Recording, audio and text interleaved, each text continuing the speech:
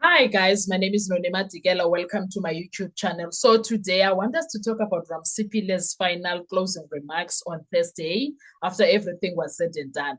Did Ramsipile not get up and be so bold and be so confrontational, but not confronting anyone, but at the same time confronting someone? Oh my God. Oh my God. Well, when it comes to the Senzo Miwa case, guys, we would understand that it is important in that courtroom to have a strategy that is working, but legally and practically also. There are two sides to what Advocate Ramsipile was doing on Thursday, right? First, in a criminal trial like the Senzo Meyiwa murder trial, lawyers do not always have the luxury of keeping every future move a secret. They don't. Sometimes they are forced to disclose the direction or they are taking because the court itself demands clarity on scheduling, witness readiness, subpoenas, and delays. That is exactly what appears to have happened here in this situation. The judge wanted to know if the witness is ready, the next witness is ready. Are there any more witnesses? Why is there another delay? What steps are still outstanding? Not that Judge Rota said so in so many ways why there is another delay, but the situation was kind of like, we don't need delays. So Ramsipile had to say what he said. So Ramsipile could not just simply say, trust me, without explaining why the defense needed more time. Once he mentioned the possibility of postponement, he needed to tell Rata why is there no witness for other witnesses for the day because it was still early, and also why is there no witness for Friday. So he explained that the next witness is coming from Rustenburg, and that witness could not come on Friday, reason being they went on an interview and they requested to come on Monday, which Judge Rata had no problem with, of course, because he had to. What else was Ramsipulem supposed to do now? Now, this is where things became like tense now. I don't know if you saw that. I'm gonna put it on the comment on the video. I'm gonna put it in this video, those clips of what Ramsipile was saying, because Ramsipile now goes back to talk about he's going to need Capitec somebody to be subpoenaed. He's going to need officials, SEPS officials to be subpoenaed. He might also need what you call he might also need the judge to assist with the court order. Now, when it comes to Capitec Bank, there's a lot of things that Ramsipile might reveal there. Other people felt like, why was he saying all of that? Who are those officials? We don't know who are those officials. We might like try to insinuate, but we don't really know who they are. Now, what you've seen there is that Ramsipile put his cards on the desk. And in fact, he was like, there they are. Look at them, see them, do what you must with them, Dala what you must, because here we are. When it comes to, when he mentioned the possibility of the witness from Capitec Bank or SEPS officials, he was effectively justifying the postponement also and showing the court that there is still active investigation being done.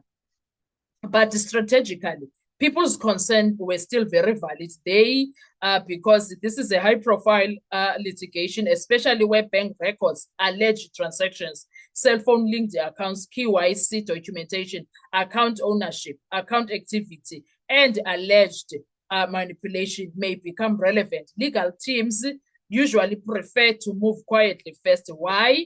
Because once a strategy becomes public, potential witnesses can prepare, institutions can internally review files, or opposing parties can anticipate the lines of attack, and narratives begin forming because or before evidence is formally listed in court. That is why many observers may feel Ramsipile showed his hand too early. However, there is another legal reality many people overlook when it comes to this. If the defense intends to subpoena a bank official or compel records, the state will eventually know anyway. Under South African criminal procedure, especially in a trial already deep into proceedings, you cannot suddenly ambush the court with complex financial evidence without procedural disclosure issues arising. The defense often has to indicate relevancy, motivate subpoenas, explain delays, and justify why this witness matters. So complete secrecy becomes difficult when it comes to that. So Ramsipilo, it's not like he had a choice. The more interesting legal issue is not actually whether Ramsipilo revealed the Capitec angle. The real issue is this: what exactly is the defense trying to prove through Capitec? Because that changes everything. Possible legal purpose could include disputing ownership or control of an account, challenging alleged financial links, disproving alleged payments, testing cell phone number or account connections, exposing inconsistencies in police investigation, or challenging how evidence was obtained or interpreted. And remember something very important: the defense does not need to prove innocence beyond reasonable doubt.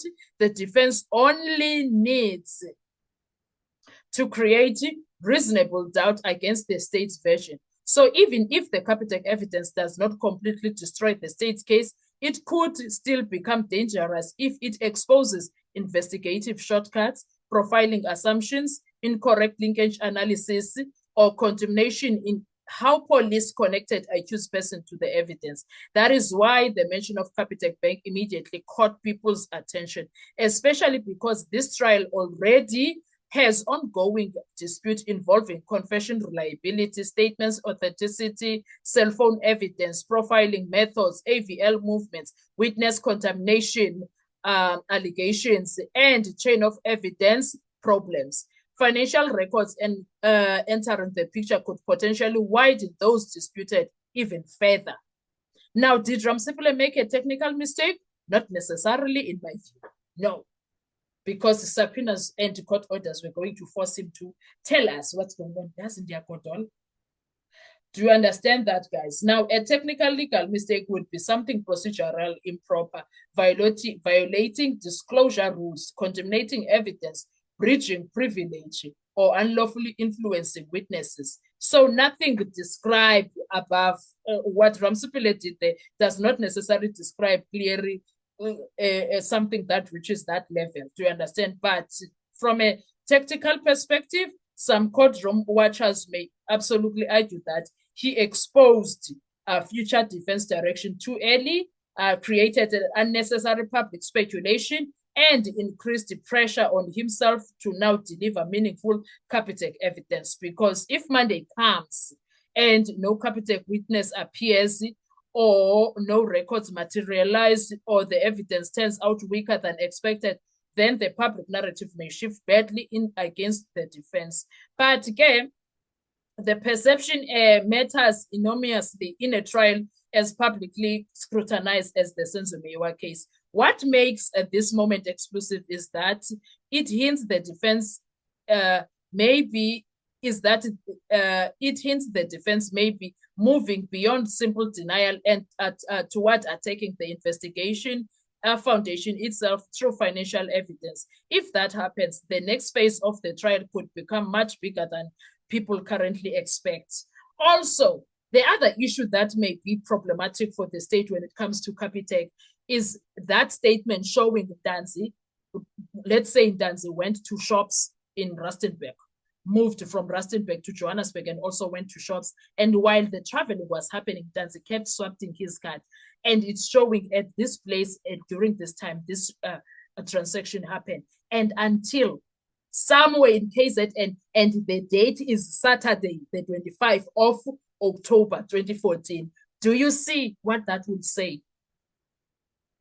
Ntanzi would be home. That will be what? Alibi clocked Gesan. I don't know about you, but now I trust this. And also, the officials, who could they be? We'll talk about that in another video. Let's talk next time to our next video. Thank you so much. I'll see you on our next video. Bye-bye.